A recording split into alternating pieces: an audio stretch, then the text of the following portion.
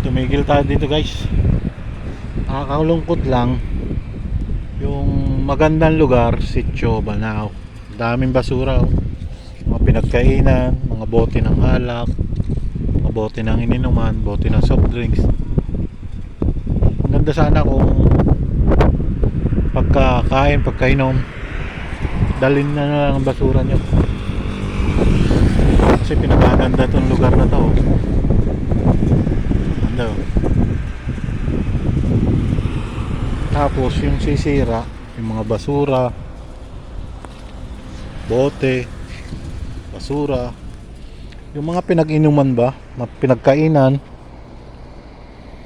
dami oh, may mga sako pa. Sayang yung ganda ng lugar. Diba? Ganda oh. Ganda ng bundok. Ang ganda ng bundok. Kaso madumi dahil sa mga ibang pasaway. Kaya di naman dali na lang basura pauwi. Dumaan lang po ako dito, nag-uunat-unat. Pit na naman ako sa amin. Alis na rin po, biyahe ulit.